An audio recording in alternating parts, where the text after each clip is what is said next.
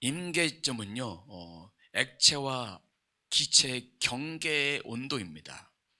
견디어낼 수 있는 최대의 온도와 압력입니다. 쉽게 말하면 정확한 의미는 아니지만 여러분 커피 포트에 물을 끓일 때 요즘 커피 포트는 좋아서 넘치지 않는데 옛날 거 같은 경우에는 흘러 넘쳐서 막 흘러 넘칩니다. 보리차 같은 경우 흘러 넘치는데 그 적절한 온도 그 이상에 올라가면 폭발하는 그 지점을 임계점이라고 합니다. 신앙생활에, 그러니까 말씀 생활과 기도 생활과 삶 가운데도 임계점이 있습니다.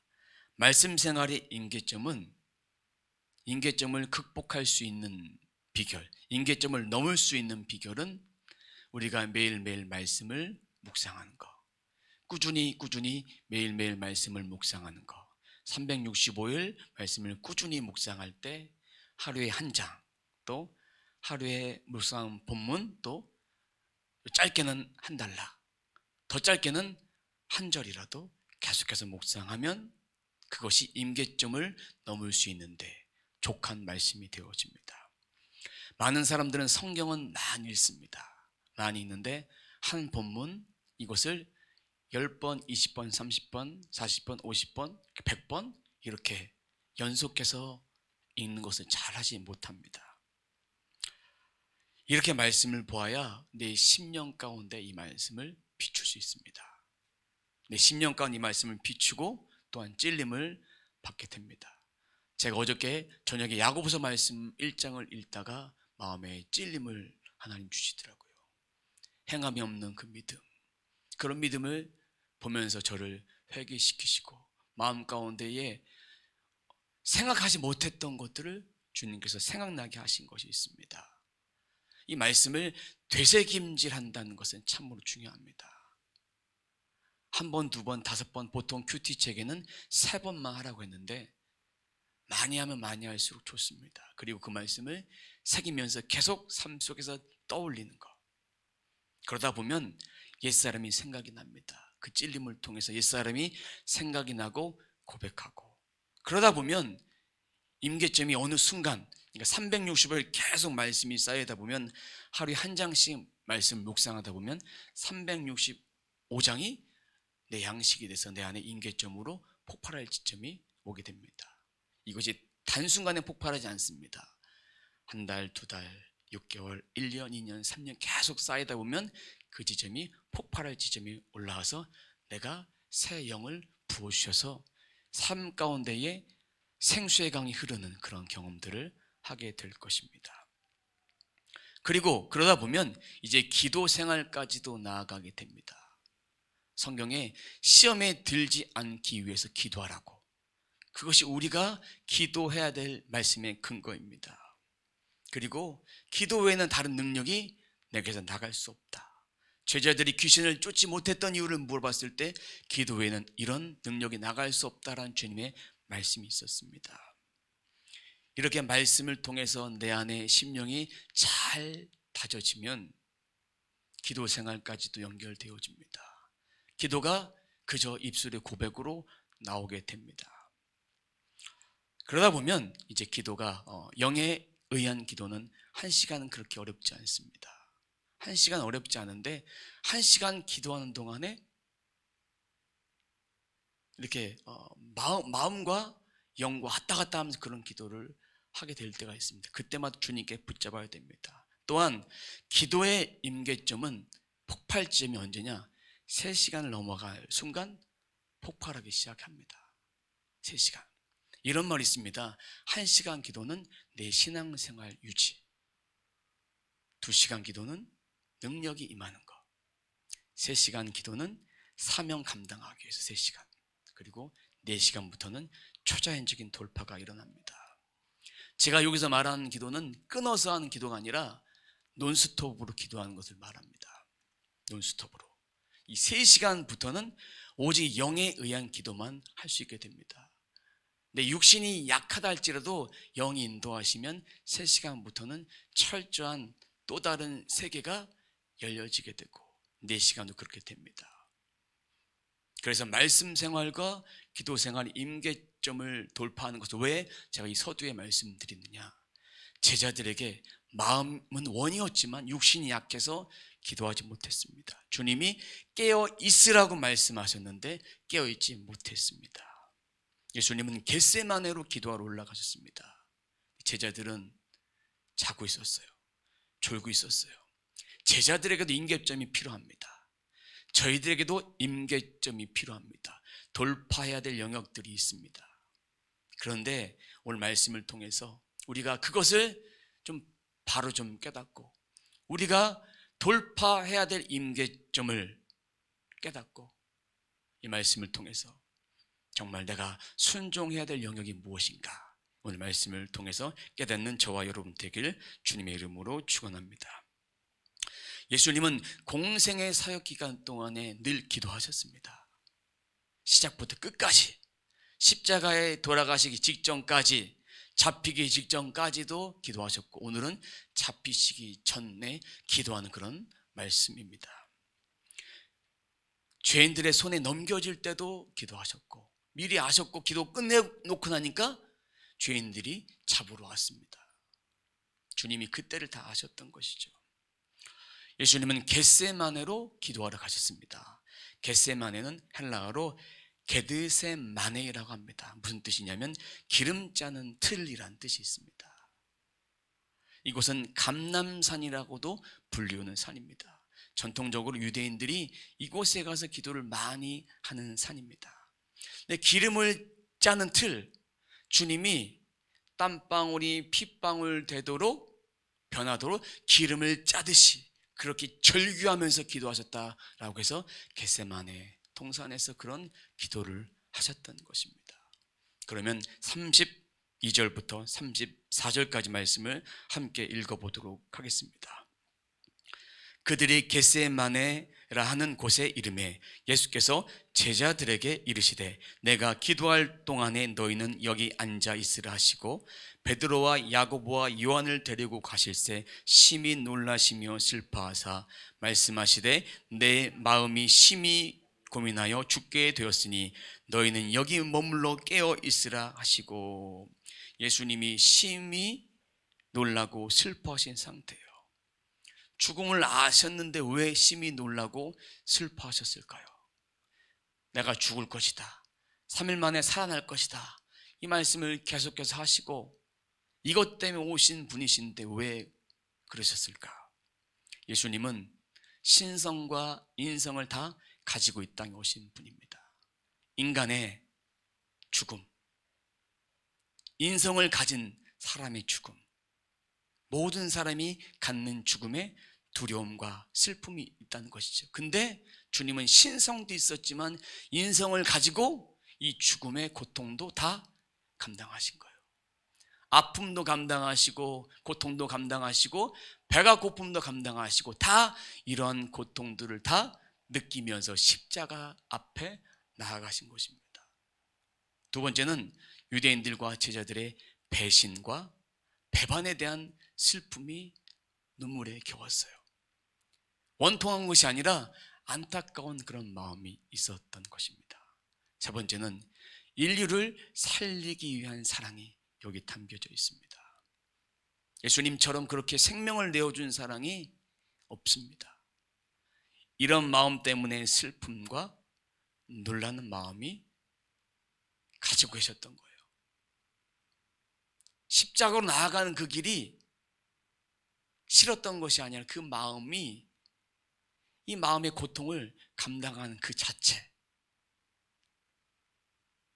핏값으로 산 인간, 이런 것을 표현하신 표현이라고 할 수 있을 것입니다. 8명의 제자는 여기 있으라 하고 3명의 제자, 34절 보면 베드로, 야고보, 요한을 데리고 가십니다.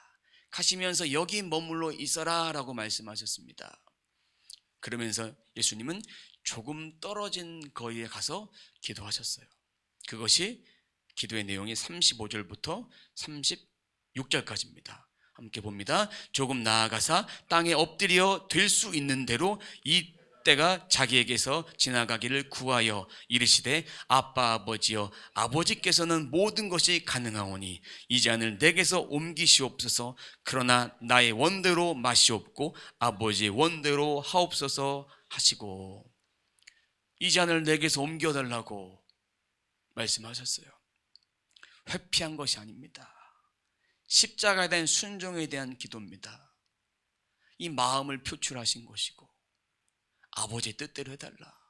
근데 제자들을 이렇게 앉아있으라 하시면서 조금 떨어진 거리에 가서 기도하셨어요. 제자들은 자고 있었어요. 제자들은 조금 떨어진 거리라면 주님이 기도하신 소리도 다 들렸다는 얘기예요. 여러분, 주님이 나의 원대로 마옵시고 아버지의 뜻대로 되길 원합니다 라는 기도, 그 기도가 이해가 되십니까? 이해가 되세요? 예수님의 마음이 지금 이해가 되십니까? 저 인간은 이 마음을 이해할 수 없어요.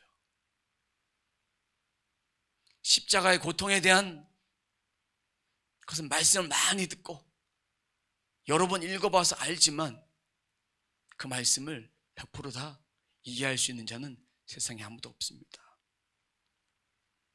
이 말씀은 내용을 안다라는 그런 의미보다 이 말씀에 대해서, 이 말씀이 나를 향한 깊으신 뜻이 무엇인지를 더 발견하는 것이 더 쉬울 것입니다. 그러면 주님이 나의 원대로 마옵시고 아버지의 뜻대로 되길 원합니다, 인류를 살리기 위한 그 구속사에 대한 것은, 내가 깨닫고 순종할 수 있는 것은 날마다 자기 십자가를 지고 자기 부인하는 그런 삶을 살아갈 수밖에 없습니다. 말씀을 여러 번 듣고 읽어서 내용을 안다, 이것이 말씀을 안다는 뜻은 아닙니다. 이 말씀을 통해 내가 어떻게 순종하는 것일까? 순종해야 맞는 것인가? 만약에 제자들이 이 말씀의 뜻을 알았다면 저는 주님 절대로 안 버립니다 라는 입에서만 나오는 입만 살아있는 붕어 같은 그런 말을 절대로 할 수 없었을 것입니다. 우리들의 모습이 지금 이와 같은 거예요. 이걸 인정하느냐 인정하지 않느냐에 따라서 내 영혼이 좀 더 성숙했냐, 내 영혼이 아직도 더 주님 앞에 낮아져야 되느냐 라는 질문이죠. 우리가 저는 예수님을 안 버립니다 라고 고백하는 자는 아직도 명인이고 아직도 베드로와 같은 그런 연약함이 있는 것입니다. 예수님을 다 안다고 하는 순간 우리는 교만한 거예요. 매일매일 성화되어지는 거예요. 매일매일 예수님께 전도를 받는 인생이 우리예요. 불신자만 전도를 받는 대상이 아니라 우리가 예수님 말씀으로 매일매일 전도받아서 심령이 갈아엎어지는 거예요. 예수님의 기도, 십자가의 고통스러운 마음을 표현했지만 그 기도로 미리 준비하셨던 거예요. 공생의 기간 동안 기도하셨는데 땅에 엎드려 기도하셨어요. 마태복음에 보면 땅에 얼굴을 대셨어요. 그리고 누가복음에는 무릎을 꿇었어요. 종합해 보면 무릎을 꿇고 이마를 바닥에 대고 겸손하게 기도했어요. 근데 유대인들은 어떻게 기도하는지 아십니까? 하늘을 손에 올려놓고 그렇게 기도했어요. 반대의 모습, 정반대의 모습으로 겸손의 모습, 그런 모습으로 기도하신 거예요.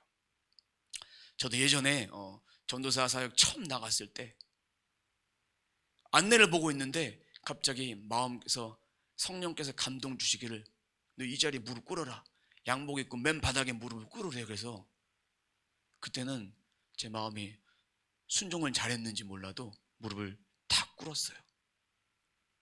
창피하지가 않았어요. 지금 발이 아파서 무릎 못 꿇지만 그런 마음으로 주님은 항상 어떻게 순종해야 될 것인가. 이 순종한 다음에 하나님은 순종에 놀라운 은혜들을 부어주신 것을 볼 수 있습니다. 35절 말씀 보면 엎드리다 라고 되어 있습니다. 엎드리다, 헬라어로 핍토라고 합니다. 핍토는 뭐냐면 일시적인 행동이 아니에요. 여기 시제를 보면 미완료 능동태 단수입니다. 일시적인 행동이 아니라 기도하는 동안 내내 무릎을 꿇고 엎드려 이마를 대고 그렇게 기도하셨다는 얘기예요. 예수님이 주님이 가르쳐 주신 기도를 가르쳐 주셨을 때도, 그때도 구하라 하셨을 때도 그렇게 구하는 자세가 무릎을 꿇고 이마를 바닥에 대고 최고의 겸손 자세로 그렇게 엎드리는 그런 기도가, 그런 기도를 말씀해 주고 있습니다. 일시적인 행동이 아닙니다. 기도가 끝날 때까지. 몇 번이요? 3번의 기도가 다 끝날 때까지 그렇게 주님은 기도하셨어요. 간절히 기도하셨는데 제자들은 뭐 했습니까? 37절 읽어봅니다. 돌아오사 제자들이 자는 것을 보시고 베드로에게 말씀하시되 시몬아 자느냐? 내가 1시도 깨어 있을 수 없더냐? 1시간도 깨어 있을 수 없더냐? 자고 있었어요. 사랑하는 제자 베드로. 근데 여기서 베드로를 뭘로 부르십니까? 시몬. 시몬은 옛 이름이에요. 아직도 변화되지 못한 과거의 이름을 불러주셨어요. 아직도 그는 변화되지 못한 것을 이 말씀을 통해서 상징해 주고 있습니다. 예수를 만났지만 아직도 변화되지 못한 그 성품. 여러분, 주님 기도하러 가셨는데 제자들이 이렇게 자고 있다. 이해가 되십니까? 여러분 같으면, 저 같으면 주님의 제자인데 주님이 앞서 겟세마네로 기도하고 계시는데 육신이 약해서 어떻게 하고 있을까요? 저는 주님 오실 때까지 계속 기도하겠습니다. 아까도 찬양했죠. 주님 다시 오실 때까지. 우리도 만약에 제자였으면 자고 있었을 거예요. 베드로나 우리나 다 똑같은 존재예요. 미리 그렇게 하지 말라고 말씀을 통해서 보여주는 반면교사인 거예요. 미리 조심하라고. 베드로, 야고보, 요한 다 똑같은, 우리와 같은 성정이 같은 인간입니다. 그러면 주님과 제자들 사이의 거리는 얼마나 될까? 누가복음 22장 41절 말씀 보면 이렇게 기록이 되어 있습니다. 그들을 떠나 돌 던질 만큼 가서 무릎을 꿇고 기도하여. 돌을 던질 만큼, 목소리가 다 들릴 만큼이에요. 예수님이 돌을 던져봤자 저기 5m를 던지겠습니까? 10m를 던지겠습니까? 짧은 거리에서 어떠한 기도를 했는지 다 들렸고 깨어있으라고 부탁까지 했어요. 근데 여기서 깨어있으라는 얘기는 앉아서 기도하라.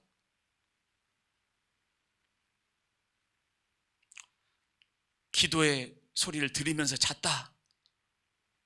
이런 얘기는 아직도 제자들은 영적인 맹인인 거예요. 주님 만났지만 변화되지 못한 그런 성품. 왜 깨어있으라고 말씀하셨을까요? 38절입니다. 시험에 들지 않게 깨어있어 기도하라. 마음에는 원이로되 육신이 약하도다 하시고.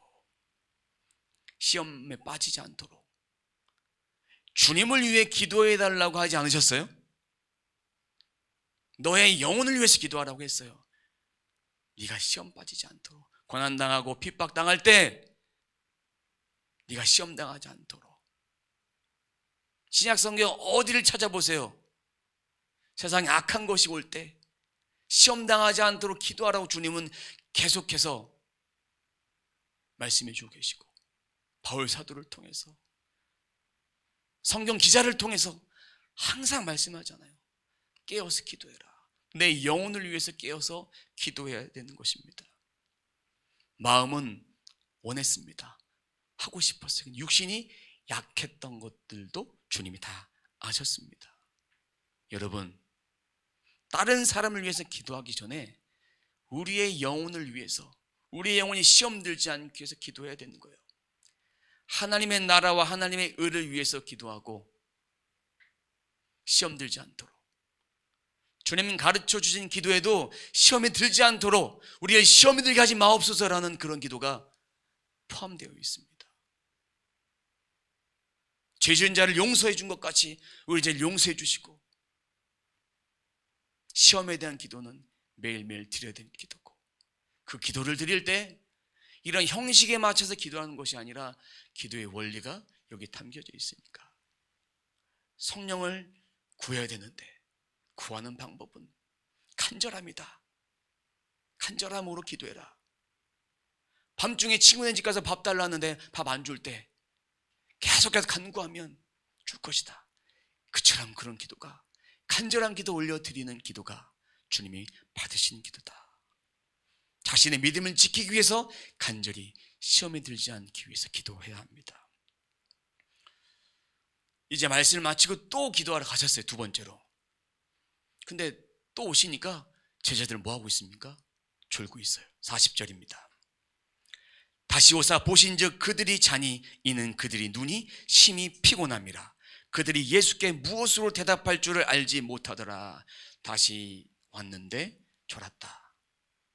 주님 말씀에 들었어요. 들었는데 육신의 약함 때문에 그들은 다시 좋은 건데, 말씀은 들었지만 그들의 영혼이 진정이 회개하지 못했던 거예요. 바뀌지 못했던 거예요. 믿는 것과 아는 것과 믿음대로 사는 것은 다르다는 것을 이 말씀은 보여줍니다. 말씀은 수백 번 들어도 이 말씀이 내 심령이 깨지 않으면, 내 심령 가운데 깨지지 않으면 아무리 주님 말씀하셔도, 하나님 말씀하셔도 듣기는 잘 듣지만 그 말씀에 대한 순종은 없는 거예요. 할 수 없는 거예요. 우리는 많은 말씀들을 듣습니다. 저도 많은 설교자들의 설교를 듣습니다. 많은 말씀을 읽습니다. 그런데 많은 말씀을 듣고 읽는 것보다 한 말씀, 그 말씀으로 더 깊이 생각하고 그 깊이 기도하고 영에 새기고 순종하고 그렇게 살아가는 제자의 삶을 주님이 원하시는 거예요.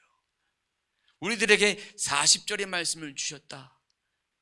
그럼 우리는 깨어 기도해야 되는 이유가 시험에 들지 않도록. 근데 다 알아요. 저 다 압니다. 그렇게 하냐고요? 주님 물어보시면 뭐라고 하겠습니까? 예수님은 또다시 기도하러 가세요. 41절입니다. 세 번째 오사 그들에게 이르시되 이제는 자고 쉬라. 그만 되었다. 때가 왔도다. 보라 인자가 죄인들의 손에 팔리느니라. 42절 일어나라. 함께 가자. 보라 나를 파는 자가 가까이 왔느니라. 세 번 기도하고 왔는데 또 자고 있어요. 제가 주님이라면 아마 그냥 뒤통수를 한 대씩 탁 때렸을 거예요. 탁탁 때렸을 거예요. 주님이니까 이 정도로 참으신 거죠. 세 번 독대 시간을 하고 왔는데 여전히 깨닫지 못하는, 주님이 베드로를 시몬이라고 부르신 이유가 여기 있는 거예요. 깨닫지 못하니까. 시몬만 불러셨겠냐고요? 모든 제자들이 같은 상태인 거예요. 그러면 이 3명의 제자뿐만 아니라 8명의 제자는 어떻겠습니까? 보나마나요. 다 그들도 주님이 기도하러 가셨을 때 다 졸고 있었어요. 다른 복음서에 봐도. 예수님이 제자들에게 말씀하신 이제 가자 그랬어요. 근데 3번 기도하셨어요. 3번은 완전의 숫자라 말씀드렸습니다. 근데 이 3번은 베드로와 너무나 비교가 됩니다. 베드로가 3번 부인했어요. 완전한 패배다. 주님이 3번 기도하셨다. 때가 가까이 왔다. 이제 십자가에 내가 못 박히기 위해서 죄인들에서 넘겨져야 할 때가 왔다. 비교가 되는 거예요. 베드로의 모습, 우리의 모습, 저는 제 자신의 모습으로 맞습니다. 여러분들은 베드로처럼 저는 그 정도는 아닙니다. 그 정도는 저는 그렇게 하진 않습니다. 제 신앙이 베드로처럼 그렇게 바닥 같지는 않은데요 라고 말하지만 우리의 신앙은 바닥이라고 인정하셔야 돼요. 내가 아직도 예수님을 잘 모른다, 이 고백이 있어야 돼요. 주님이 이 고백을 원하시는 거예요. 저에게도, 여러분들에게도. 저는 요즘에 누가 질문하면 잘 모르겠습니다. 잘 모르겠습니다. 몰라서 모른다고 하는 것이 아닙니다. 주님을 알면 알수록 부족하니까 모른다는 대답밖에 할 수 없어요. 이걸 인정하는 것부터 신앙이 시작되는 거예요. 이것이 자기 부인이에요. 마음속으로 죄를 짓는 거, 생각으로 죄를 짓는 거, 삶 현장 가운데 하나님 말씀에 어긋나는 그런 하마르티아, 관역에서 벗어난 행동, 이 말씀대로 살지 않는 그 자체, 약한 본성을 가지고 있는 자에게는 반드시 해결해야 될 문제인데 주님과 함께 할 때만 해결될 수 있습니다. 그러니까 우리가 완벽하다면 주님을 안다고 말할 수 있지만 완벽하지 않는 인생이 어떻게 주님을 안다고 말할 수 있겠습니까? 다른 사람 몰라도 저는 버리지 않겠습니다. 베드로도 말했고 다른 제자들도 똑같이 말했습니다. 우리도 똑같이 말할 거예요. 다른 사람 몰라도 저는 주님 부인하지 않겠습니다. 끝까지 가봐야 합니다. 끝까지 예수님 손 놓지 않아야 됩니다. 예수님께 매일매일 전도되는 인생을 살아야 됩니다. 저는 매일매일 예수님께 전도되는 그런 인생을 살고 전도를 매일매일 받고 있어요. 그러면 이 복음의 능력이 흘러가게 되어 있습니다. 흘러가는 거예요. 자신의 영적인 한계, 부족함 인정해야 합니다. 죄인임을 인정해야 합니다. 제자들 말씀 순종에 실패한 실패자예요. 제자들 기도에 실패한 실패자예요. 그런데 이것이 제자들의 마지막 결론의 모습이 아니라는 거예요. 오순절 성령 강림 후에 변화되어서 바뀌어간 거예요. 성경엔 기록이 되어 있지 않지만 그들은 끊임없이 계속해서 나는 바울의 고백처럼 날마다 죽노라 하는 그런 고백을 매일매일 했다는 거예요. 성경은 하나님께서 말씀하고자 하는 그런 메시지가 담긴 부분만 기록이 되어졌던 것이기 때문에 나는 날마다 죽노라. 시험에 들지 않기 위해서 깨어 기도하라. 시험 들지 않기 위해서. 오늘의 교훈이 내일의 큰 일침이 됩니다. 오늘의 실패가 내일의 큰 나를 만들어가는 그런 성장이 됩니다. 사랑하는 성도 여러분, 실패가 실패로 끝나지 않기를 원하십니까? 또 한 가지 질문합니다. 왜 우리가 매일 넘어져야 할까? 이런 생각 해보셨습니까? 왜 우리는 실패하고 또 실패할 수밖에 없는가? 그 실패를 기억하고 있기 때문이에요. 그 실패를 정리하셔야 돼요. 그러기 위해서는 말씀을 꾸준히 365일 작더라도 한 절이라도 한 단락이라도 저희가 매일 묵상하고 있는 그 말씀 그거 계속해서 하면 돼요. 저희 아들이 말씀 같이 묵상하고 있는데 잘 모른다 했을 때 한번 읽어봐, 또 읽어봐, 또 읽어봐. 그러면 최소한 10번까지 딱 가잖아요. 그러면 대답을 쫙 해요. 근데 10번 갖고 안 되는 거예요. 내 영혼에 충만하게 젖어들기 위해서는 한 30번? 아니 각자마다 다르겠지만 이렇게 충만하게 젖어들도록 해야 내 영혼에 필요한 말씀을 듣는 거예요. 내 영혼에. 그러면 그러면 내 자신이 얼마나 큰 사랑을 받고 있는지, 내가 왜 그렇게 살아갈 수밖에 없는지 이 말씀을 통해 깨달을 수 있어요. 그래야만 임계점이 돌파가 되는 거예요. 해주시겠지. 내가 하는 거예요. 성령이 감동을 주시고 이 감동받고 내가 하는 거예요. 내가 하지 않으면 아무도 대신해 줄 수 없습니다. 말씀 보는 거, 기도하는 일, 아무도 대신해 줄 수 없어요. 저희 어머니가 저 어렸을 때 평생 성경을 보셨어요. 근데 저한테 성경 보란 말을 안 하셨는데 제가 그것을 나중에 보니까 말은 안 했지만 삶으로 보여주신 거더라고요. 지금 여쭤보면 무슨 말인지 잘 모르겠다, 그래도 하시더라고요. 주님이 삶으로 보여주셨더라고요. 제자들에게 왜 기도해야 되는지, 왜 진리가 우리를 자유케 하는지 삶으로 보여주셨어요. 그럼 그렇게 살아가야 하는 거예요. 이 땅에 살아갈 수 있는 능력은 말씀과 성령밖에 없습니다. 말씀과 기도밖에 없어요. 적당한 믿음으로 양다리, 주님 원하지 않습니다. 하나라도, 한 오락이라도, 한 푼이라도 갚지 않으면 감옥에서 나올 수 없듯이 한 푼이라도, 즉 이 작은 것이라도 하나님 앞에 내어놓아야 하는 것입니다.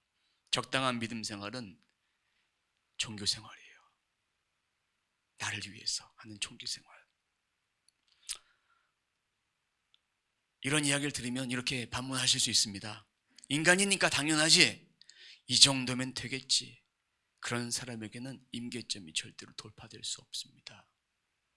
저도 그렇게 생각했고, 하나님이 많은 은혜를 주셔도 능력을 받지 못하고 다 깔아놓으셨어요.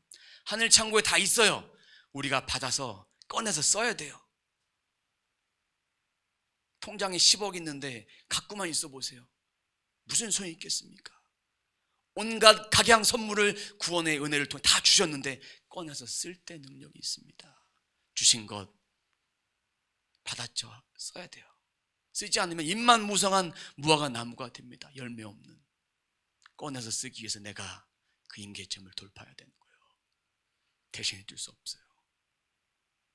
믿음의 1대가 가장 힘듭니다. 고난도 많고 힘들지만 믿음의 2대, 3대는 누군가가 기도해 줄 수 있는 그런 중보기도자가 많습니다. 목회자 중에서도 믿음의 1대가 가장 힘듭니다. 그런데 기도가 쌓여진 것도 중요하지만 내가 자신이 하나님 앞에 더 기도해서 받으셔야 돼요. 돌파해야 되고 뚫어내야 돼요.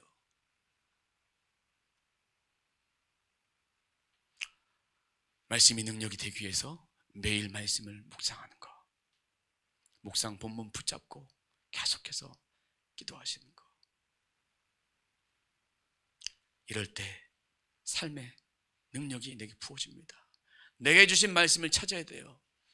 내게 주신 말씀을. 제가 어저께 야고보서 말씀 묵상한 이유는 이제 다음 달부터 야고보서 말씀 묵상하는데 전체를 한번 쭉 다 한번 보려고 다 읽으려고 했는데 1장에서 저를 브레이크를 걸더라고요. 그러면서 제 자신을 주님이 만져주시더라고요. 제 마음이 바람 물결이 요동하는 그런 의심하는 그 믿음. 제 유혹 때문에 시험 받았는데 주께 시험 받았다고 그렇게 얘기했던 그런 모습. 이러한 삶들이 그냥 막 오버랩 때문에 막 올라오더라고요.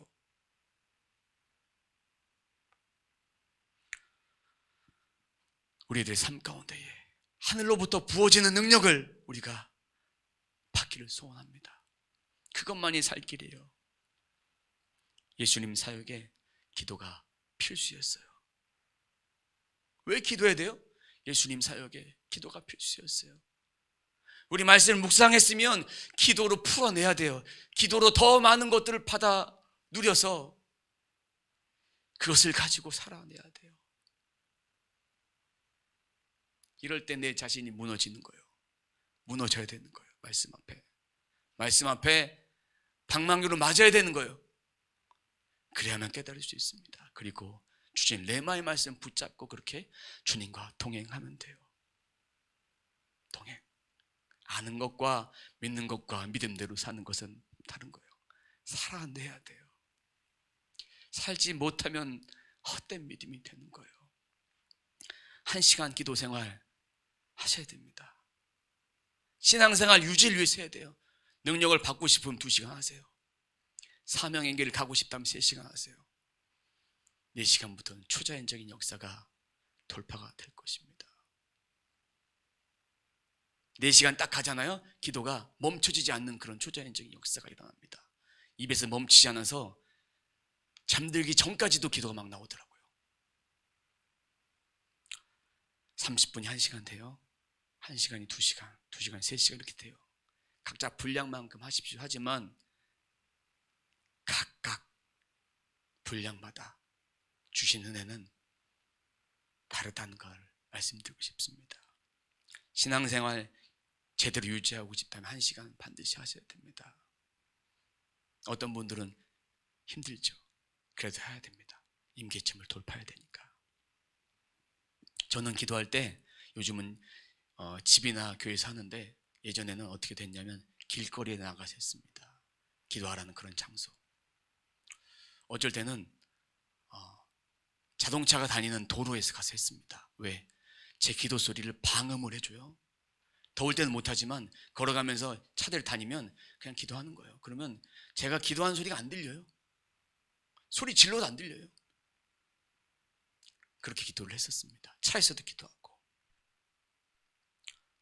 장소를 불문하고 기도를 시키셨습니다. 그럴 때마다 제게 응답하신 것이 있고 그 응답을 삶의 열매로 주실 때까지 저는 기도했습니다. 끝까지 임계점을 돌파했다는 얘기입니다. 그래야만 일하심이 있습니다. 우리는 다 주님의 자녀입니다. 이 자녀가 할 수 있는 것 반드시 하는 거예요. 인내로 결실하여 열매를 맺어야 되는 거예요. 인내하지 않으면 착하고 좋은 마음, 진리가 우리 안에 없으면 열매를 거둘 수 없습니다. 가라지가 막 나와요. 그 가라지 어떻게 할 거예요? 그러니까 시험에 들지 않도록 깨어서 기도하고 가라지 잘라내고 이런 일도 해야 됩니다. 비도 맞고 바람도 맞고 이겨내야 되는 거예요. 그러지 않으면 우리의 믿음은 성장할 수 없고 그냥 그 자리에 있는 거예요. 임계점 돌파하고 싶습니까? 아니면 그냥 이대로 주님 오실 때 저 이만큼만 하겠습니다. 그렇게 살겠습니까? 마음은 원이로 돼. 육신이 약한 거 아시지만 주님은 기도하라 하셨어요. 다 아시지만 이 한계를 넘어가면 피곤함도 사라집니다. 이건 제가 100번 얘기해도 몰라요. 경험해 보셔야 됩니다. 성령이 주신 힘으로 이번 한 주도 살기로 합니다. 제자들이 돌파하지 못했던 임계점, 주님 붙들고 우리는 임계점을 반드시 돌파할 수 있습니다. 빨리 먹은 밥 소화 안 됩니다. 영양가 없습니다. 부탁인데 365일 단 하루에 한 장의 생명을 걸어 보십시오. 그럼 내가 잘되고 범사가 잘되고 강건하게 되는 것을 느껴지게 됩니다. 111 법칙이에요. 하루에 한 장 말씀 읽고 1시간 기도. 111 법칙. 이거를 단 3개월, 6개월 계속 해보세요. 계속 하다 보면 주님이 말로 다 형용할 수 없는 그런 은혜를 내 삶에 열매로 주실 것입니다. 열매가 있어야죠. 열매를 받으셔야 돼요. 확증을 받으셔야 돼요. 또 순종하셔야 돼요. 순종하지 못하면 베드로처럼 시몬이 되는 거예요. 111 법칙으로 전인격적인 그 실천함을 통해서 전인격, 내 영혼과 육신과 내 혼이 다 이렇게 전인격적으로 주의 말씀 반응해서 그렇게 해서 임계점을 돌파하는 저와 여러분들의 삶이 되시길 주님의 이름으로 축원합니다.